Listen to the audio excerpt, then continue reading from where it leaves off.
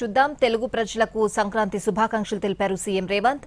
భోగభాగ్యాలను అందించే భోగి, కొత్త కాంతులు తెచ్చే సంక్రాంతి, కనుమ పండుగను అంతా ఆనందంగా జరుపుకోవాలని అన్నారు సీఎం.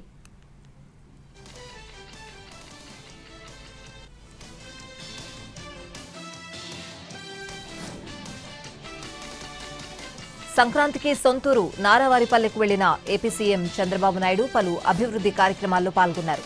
తిరుమల తిరుపతి చంద్రగిరి తాగునీటి అవసరాలకు శాశ్వత పరిష్కారం చూపించే ప్రాజెక్టుకు శంకుస్థాపన చేశారు.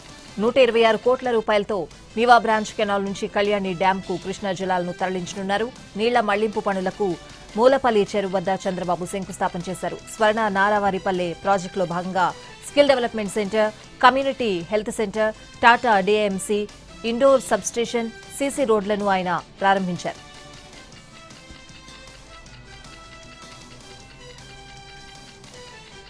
గ్రామ పంచాయతీలకు సంక్రాంతి కానుకందించింది తెలంగాణ ప్రభుత్వం. కొత్తగా ఎన్నికైన సర్పంచ్లకు సర్కార్ తరపున శుభాకాంక్షలు తెలియజేస్తూ 277 కోట్ల నిధులను విడుదల చేయాలని నిర్ణయించింది. ఈ మేరకు ఆర్థిక శాఖ అధికారులు పంచాయతీలకు వెంటనే ఫండ్స్ రిలీజ్ చేశారు.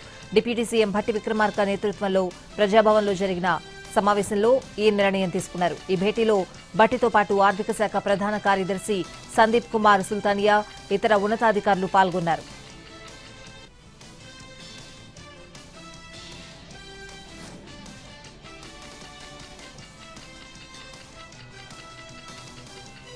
ఏపీ స్కిల్ డెవలప్మెంట్ కేసులో కీలక పరిణామం చోటు చేసుకుంది. సీఎం చంద్రబాబుపై ఉన్న కేసును మూసివేసింది ఏసీబీ కోర్టు.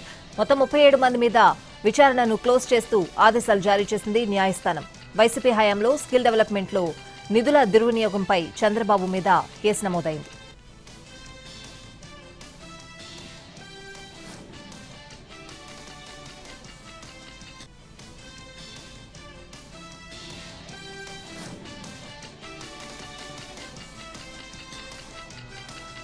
బీఆర్ఎస్ నేతలపై విమర్శలు గుప్పించారు మంత్రి పొంగులేటి శ్రీనివాసరెడ్డి. అధికారం పోయిందన్న బాధలో విపక్ష నేతలు ఇష్టారీతిన మాట్లాడుతున్నారంటూ సీరియస్ అయ్యారు.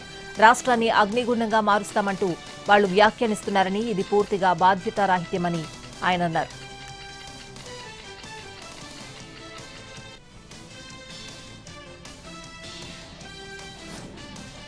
రాయలసీమ ప్రాంతానికి జగన్ చేసిందేవీ లేదన్నారు మంత్రి సవిత. సీమ అభివృద్ధికి సీఎం చంద్రబాబు అహర్నిశలు శ్రమిస్తున్నారని ఆమె తెలిపారు. రాష్ట్రంలో ప్రతి ఎకరానికి నీళ్లిచ్చేందుకు ప్రభుత్వం కృషి చేస్తోందని స్పష్టం చేశారు సవిత.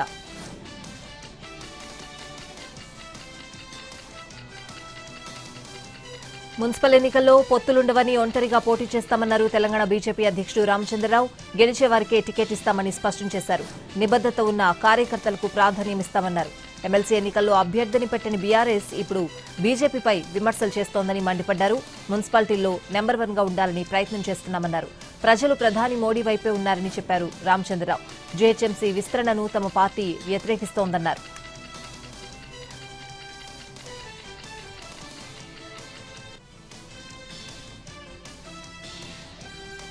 కులమతాలకు అతీతంగా రాజకీయం చేశానన్నారు మంత్రి తుమ్మల నాగేశ్వరరావు.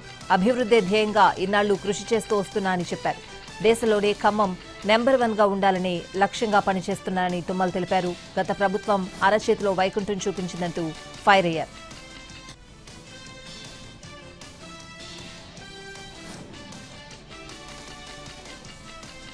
ఏ మంచి పని చేసినా తప్పుపట్టడం కాంగ్రెస్ కు అలవాటుగా మారిందన్నారు బీజేపీ ఎంపీ డీకే అరుణ.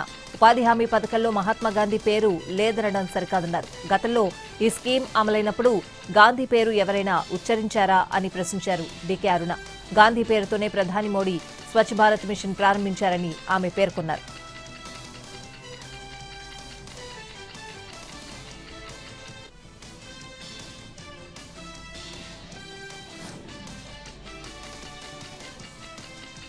సనత్ నగర్ టిమ్స్ ఆసుపత్రిని ఉగాదికి ప్రారంభిస్తామన్నారు మంత్రి దామోదర రాజనరసింహ. 3 బ్లాకులతో సూపర్ స్పెషాలిటీ ఆసుపత్రి సిద్దమైందని తెలిపారు. అన్ని విభాగాల సేవలు త్వరలోనే అందుబాటులోకి రానున్నాయని వెల్లడించారు. అటు అల్వాల్లో నిర్మాణంలో ఉన్న టిమ్స్ ను ఉగాది తర్వాత ప్రారంభిస్తామని అన్నారు మంత్రి. ఒకదాని తర్వాత ఒక ఆసుపత్రిని ప్రజలకు అందుబాటులోకి తీసుకొస్తామని స్పష్టం చేశారు.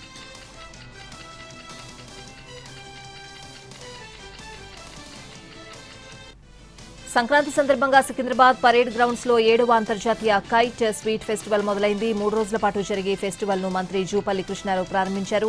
ఈ ఫెస్టివల్ లో జాతీయ అంతర్జాతీయ మిఠాయిలతో పాటు తెలంగాణ పిండి వంటలతో 60 స్టాళ్లు అందుబాటులో ఉంచారు. 120 హ్యాండ్లూమ్, హ్యాండీక్రాఫ్ట్ స్టాల్స్ ఏర్పాటు చేశారు. 19 దేశాల నుంచి 40 మంది అంతర్జాతీయ కైట్ ఫ్లైయర్స్, 15 రాష్ట్రాల నుంచి 55 దేశీవాళీ కైట్ క్లబ్ సభ్యులు పాల్గొన్నారు. ఫెస్టివల్లో వీక్షకులకు ఉచిత ప్రవేశం కల్పిస్తున్నారు. సికింద్రాబాద్ అస్తిత్వాన్ని కాపాడుకునేందుకు అంతా సమిష్టిగా పోరాడాలన్నారు మాజీ మంత్రి తలసాని శ్రీనివాస్ యాదవ్. ఈ నెల 17న సికింద్రాబాద్ రైల్వే స్టేషన్ నుంచి ఎంజీ రోడ్లోని గాంధీ విగ్రహం వరకు శాంతి ర్యాలీ నిర్వహించనున్నారు. ఈ నేపథ్యంలో సనత్ నగర్, సికింద్రాబాద్ కంటోన్మెంట్ నియోజకవర్గ బీఆర్ఎస్ ముఖ్య నేతలతో తలసాని సమావేశమై చర్చించారు. సికింద్రాబాద్ జీహెచ్ఎంసీలోనే ఉందని సీఎం ప్రకటించడం ప్రజల్ని మభ్యపెట్టడమేనని అన్నారు.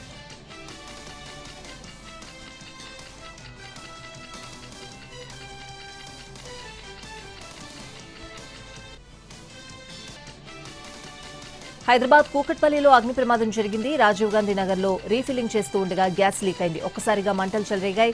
సమాచారం అందుకున్న ఫైర్ సిబ్బంది ఘటనా స్థలానికి చేరుకుని మంటల్ని ఆర్పే పనిలో పడ్డారు.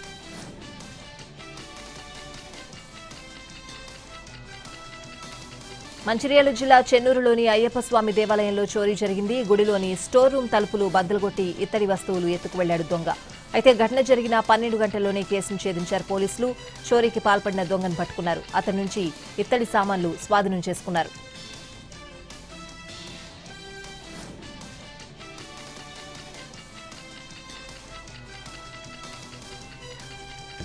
ఏపీ సీఎం చంద్రబాబు తన స్వగ్రామం నారావారిపల్లెలో సందడి చేశారు. కుటుంబ సభ్యులతో కలిసి సంక్రాంతి సంబరాల్లో పాల్గొన్నారు. మంత్రి లోకేష్ దంపతులు, బాలకృష్ణ దంపతులతో పాటు ఇతర కుటుంబ సభ్యులు కూడా ఈ వేడుకల్లో పాల్గొని సంబరాలను తిలకించారు. భువనేశ్వరి, బ్రాహ్మణి రంగురంగుల రంగవల్లులను ఆసక్తిగా పరిశీలించారు.